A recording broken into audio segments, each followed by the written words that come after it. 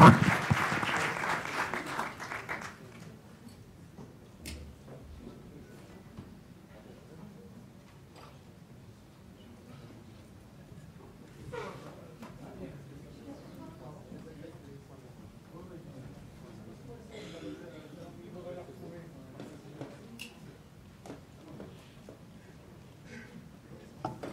je ne sais pas pourquoi je suis passé dans les archives. Je me suis retrouvé là.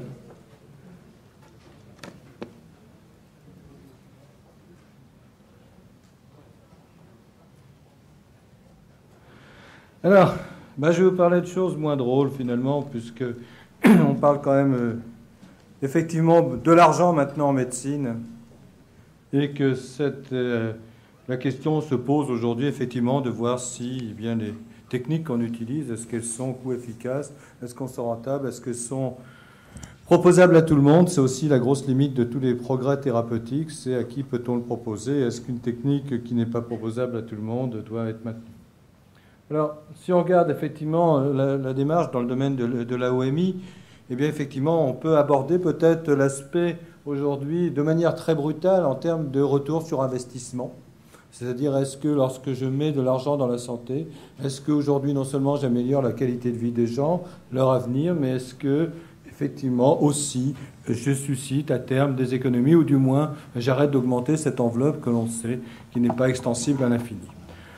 Si on prend dans le domaine de la OMI, eh bien, les recommandations de l'HAS proposent 3 types de traitements médicamenteux au long cours, les antiagrégants plaquettaires, soit aspirine, soit clopidogrel, les statines, et avec un EEC sous surveillance quand même, parce qu'on ne le fait pas systématiquement.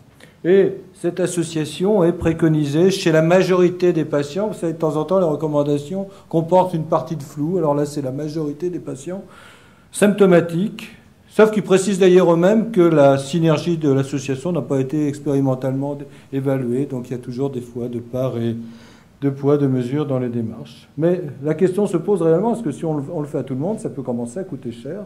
Et pourquoi pas si c'est rentable? Alors si c'est rentable, du point de vue des économistes de la santé, on peut en convenir que facilement l'apport thérapeutique de cette trithérapie est bien établi. Il y a quand même des preuves, au moins sur chacun des produits, en tout cas sur les antiagrégants plaquettaires. Mais qu'en est-il véritablement d'un rapport bénéfice-coût? C'est-à-dire, est-ce que si je me mets à mettre tout le monde avec cette trithérapie, est-ce que je ne suis pas en train de faire exploser tous les budgets? En France, quand même, on a 800 000 personnes qui sont âgées de plus de 60 ans, qui sont prises en charge pour la OMI, c'est pas négligeable. Et encore, ce nombre de 800 000 ne prend pas en compte ni les artériopathies symptomatiques qui ne sont pas traitées, on le voit de temps en temps qu'il en arrive directement à la phase aiguë, c'est dommage. Encore moins les artériopathies asymptomatiques, qui, elles, ne sont pas encore bien dépistées.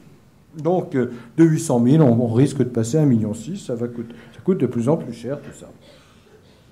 Alors, on peut regarder, effectivement, c'est difficile d'évaluer un bénéfice-coût et ça va dépendre de la surmorbidité induite par les facteurs de risque. C'est-à-dire, est-ce que si je ne corrige pas le facteur de risque, est-ce que j'ai en plus d'autres catastrophes qui vont survenir? D'un autre critère qui est, est-ce que, effectivement, si je contrôle le facteur de risque, est-ce que ça va diminuer la morbidité? Parce qu'il y a des cas, je diminue le facteur de risque, mais globalement, le mal est fait et l'évolution va se poursuivre toute seule. Du coup, des pathologies dont la fréquence est réduite par la prévention, si ça coûte rien, alors ça c'est horrible ce que je raconte, mais si, du point de vue de l'économiste de la santé, si la pathologie elle coûte moins cher que la prévention, bon. De la durée de la prévention et du nombre de patients traités par pathologie évitée, c'est-à-dire combien il faut que je traite de millions de personnes pour éviter 2-3 pathologies parfois. Là aussi, c'est une vraie question qui se pose. Et tout ceci, en plus, néglige les coûts indirects, les coûts sociétaux, et j'en passe, et les meilleurs. Donc c'est une évaluation assez compliquée à mener, ce qui explique d'ailleurs qu'elle n'est pas faite souvent, et que les enjeux cliniques de la prévention de l'OMI se posent aussi en termes un peu flous aujourd'hui. Alors en plus, à cette AOMI symptomatique s'oppose effectivement cette AOMI asymptomatique, définie, vous le savez mieux que moi, par un IPS inférieur à 0,9, chez un sujet exempt de toute manifestation clinique. Ces AOMI risquent d'être finalement extrêmement nombreuses, peut-être même plus nombreuses qu'on l'imagine. On évalue que les AOMI asymptomatiques, c'est véritablement la partie immergée de l'iceberg, au moins 70% de l'ensemble des AOMI, donc on n'est plus à 800 000, mais on est 4,2 millions. Donc, si on multiplie par 3 ou 4 les prises en charge à 100%, ça va commencer à faire cher. Là aussi, d'ailleurs, se pose la question de les prendre en prise en charge totalement en ALD. Car si on prend la symptomatique en ALD, pourquoi ne prendrait-on pas la symptomatique? Excusez-moi, c'est pas facile à dire. En texte, on voit bien qu'il y a un L apostrophe. Verbalement, c'est plus difficile, le L apostrophe. Alors, bon, moi j'aime bien la position de prendre en charge les gens le maximum, hein, mais le risque d'AMI ne réside pas, effectivement, on est clair, dans le risque d'amputation.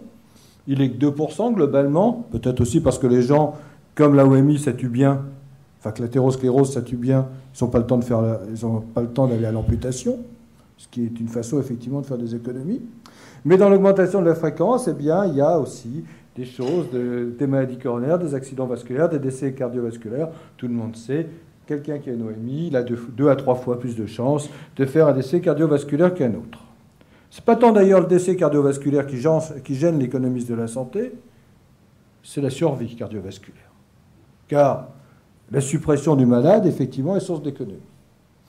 Alors, Herberath également, en cas d'OMI asymptomatique, c'est encore plus gênant. Après ajustement sur les autres facteurs de risque, eh bien, on a des multiplications par 2 du risque d'accident cardiovasculaire. Et ça, le risque d'infarctus, le risque de mortalité, c'est beaucoup plus gênant. D'ailleurs, risque de mortalité à 5 ans qui augmente, bon.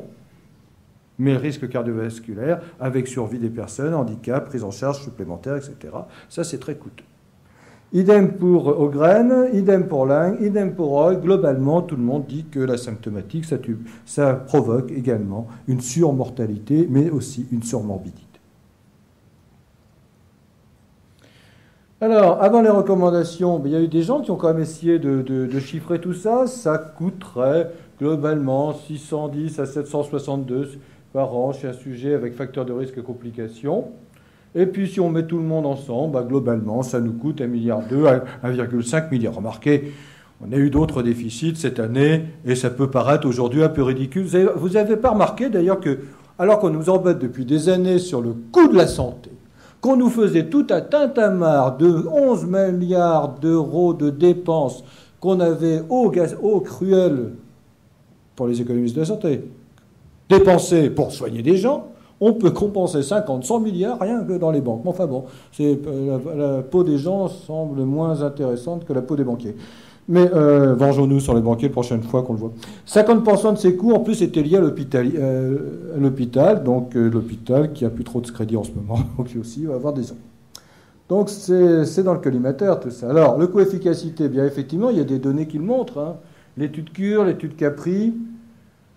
Les résultats, Cure, c'est quand même 12 562 patients, gain de 120 années supplémentaires de vie pour 1000 patients traités.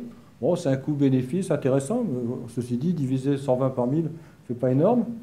Et puis 2568 patients ayant subi une angioplastie dans Cure. Le rapport coût-efficacité favorable est obtenu chez les patients atteints d'un syndrome coronaire aigu, ayant fait l'objet d'une angioplastie. Donc là, ça ne se conteste pas, je pense que.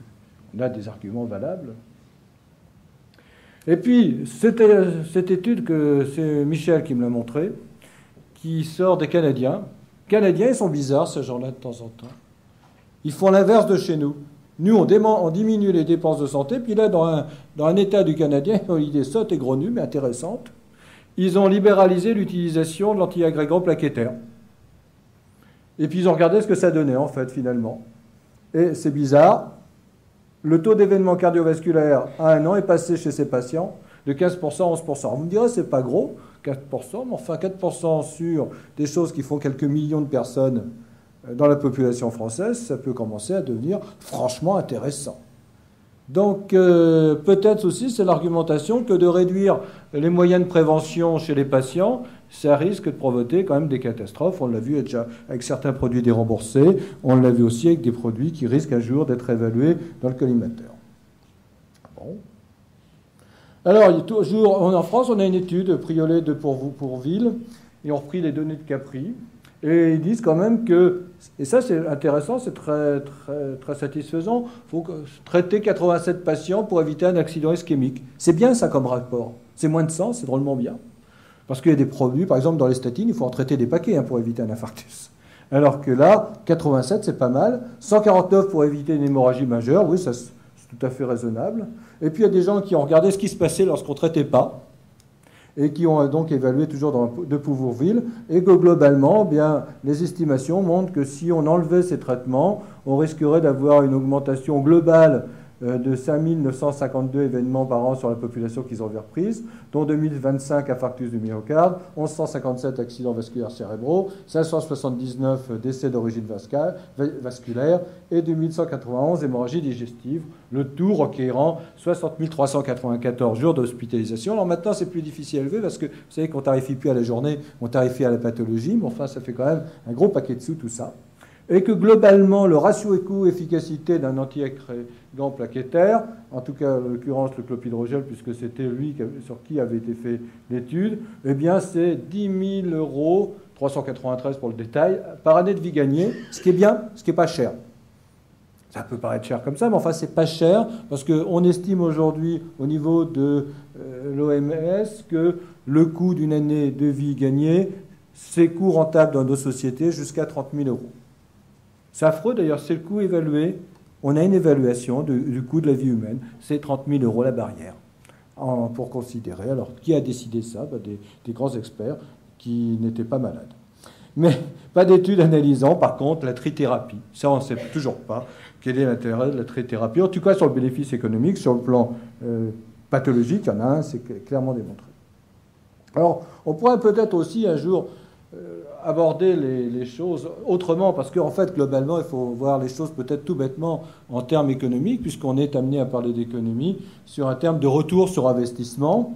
Alors, c'est vrai que les études de cohorte, c'est séduisant, c'est un peu toujours ce qu'on propose. Vous prenez une population de patients, vous la suivez pendant une très longue période, vous la mettez après randomisation, la moitié sous traitement et l'autre sous placebo, vous quantifiez l'ensemble des dépenses, vous démontrez les accidents cardiovasculaires, vous quantifiez leur coût et leur mortalité, vous comparez l'ensemble de ces paramètres. Seul problème, c'est que si vous lancez l'étude et que vous avez à peu près 55 ans, vous ne verrez pas la fin de l'étude, ce qui est dommage, mais bon, vos assistants verront la fin de l'étude, peut-être. Et puis, c'est un énorme travail, donc sur plusieurs décennies. Puis, on a aussi un problème d'éthique. Est-ce que c'est éthique de dire aux gens, excusez-moi, mais veuillez conserver vos facteurs de risque, veuillez ne pas nouveau prendre de modifications et de traitements préventifs, donc ça ne peut pas bien se faire. Donc, il va falloir raisonner un petit peu autrement. L'alternative qui est aujourd'hui proposée, c'est, en tout cas que je propose avec d'autres, c'est que, effectivement, simplement de dire la santé humaine, c'est un investissement, on investit dans sa santé, une société investit dans la société de sa population. Pourquoi pas? C'est très bien. Moi, je trouve que considérer que la santé est un bien, les braves gens disent que c'est le plus grand bien, oui, pourquoi pas.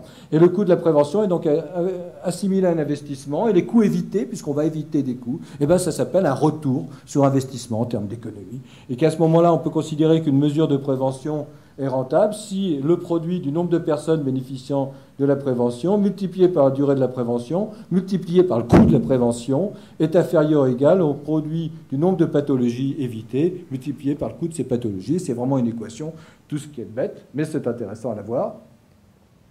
À ce moment-là, le critère du jugement, c'est finalement le calcul du nombre d'années de prévention qui peut être prise en charge par la société au regard des investissements, au regard des économies réalisées.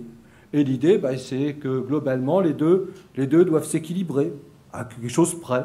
Et l'objectif, c'est est-ce que globalement, mon efficacité clinique, mon nombre de pathologies évitées, effectivement, compense, est raisonnable par rapport au nombre de milliers de personnes que je vais devoir traiter et au coût que va me coûter cette prévention, multiplié par la durée. Alors on pourrait faire ces évaluations de manière assez simple, certains ont commencé d'ailleurs à le faire, en faisant tout bêtement les coupes d'études transversales, parce qu'on aurait une information très rapide. Voilà comment ça se passe finalement la prévention.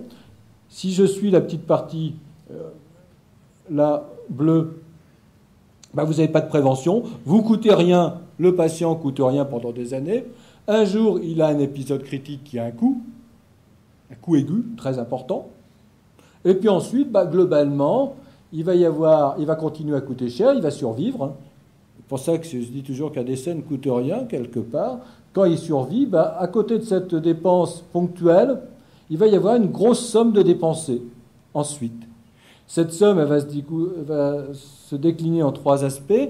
Les coûts de la prévention secondaire, parce qu'une fois qu'il a fait son infarctus, on va quand même se décider à mettre des régimes de prévention.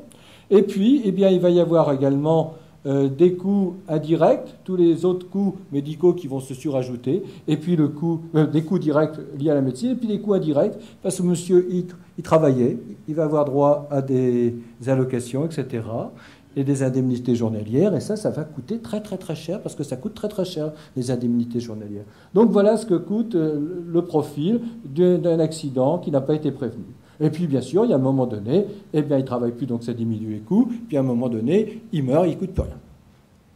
Si on regarde un système de prévention, eh bien, on peut imaginer, on n'évitera pas obligatoirement l'épisode critique, mais on va le retarder de 5 ans, on va le retarder de 10 ans.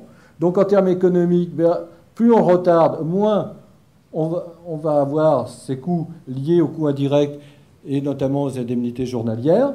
Il va faire peut-être éventuellement son épisode critique, certes, mais globalement, il était proche de la retraite, ça ne va pas coûter plus longtemps. Et puis comme il s'est rapproché de la fin de vie, il ne va pas coûter longtemps.